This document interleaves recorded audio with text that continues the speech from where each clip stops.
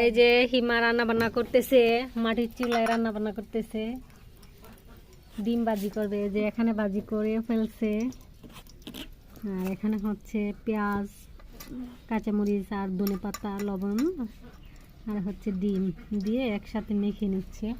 আর কড়ার মধ্যে তেল বসিয়ে দিয়েছে। এই যে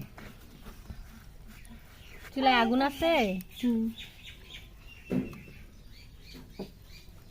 ছোট ছোট ডিম ভাজি করতেছে। কে খাবে, মোহনা না হিমা? আমি আগুন আনতে। দুজনে।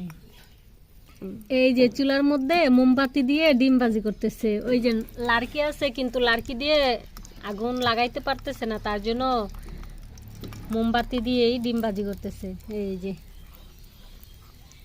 কে কে ছোটবেলায় এমন ভাবে, আরে কে কে ছোটবেলায় এভাবে রান্না বান্না করছেন কমেন্টে অবশ্যই জানাবেন। ছোটবেলা আসলেই এভাবে রান্না করে খাওয়ার স্বাদই আলাদা।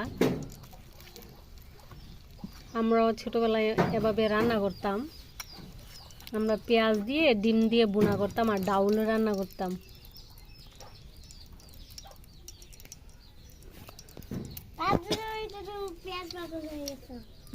এই যে মোমবাতিটা কিভাবে জ্বলতেছে আর ডিম ভাজি করতেছে।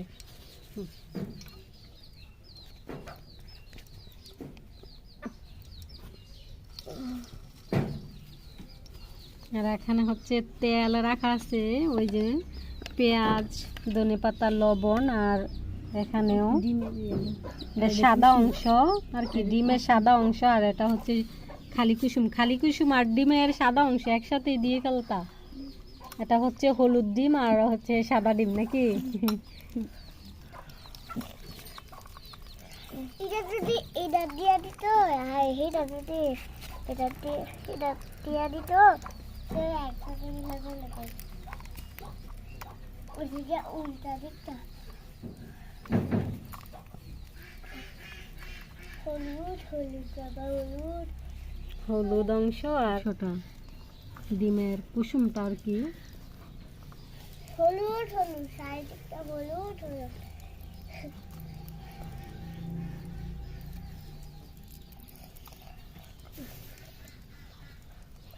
প্রথম ভাবছিলাম ভাত রান্না করে দিলাম না থাক দিয়ে দিব, অনেকক্ষণ আগুন দেওয়ার চেষ্টা করছিলাম, পরে মাথায় মোমবাতি এসে। ঠিকই আছে।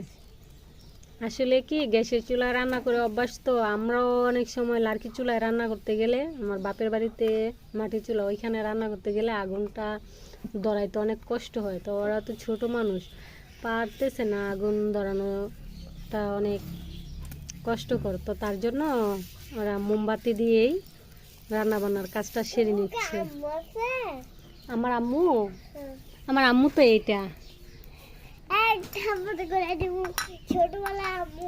ছোটবেলার আম্মু আছে না, তোমার নানু কি আমার কি লাগে, আম্মা। ওই আম্মু আমরা আম্মুরে আম্মা বলি আর কি, আম্মা বলে ডাকি। তখন হিমু আম্মু বলার কারণে হিমা বলতেছে তোমার কি আম্মু আম্মু আছে, ওইটা তো আম্মা।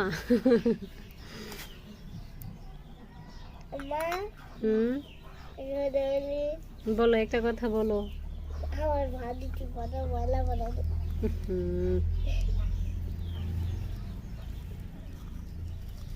বাবা দুষ্টামি করে না, বাবা দুষ্টামি করে না। আমি কি ছেলে লাগে আমাদের বাবাকে রাখো।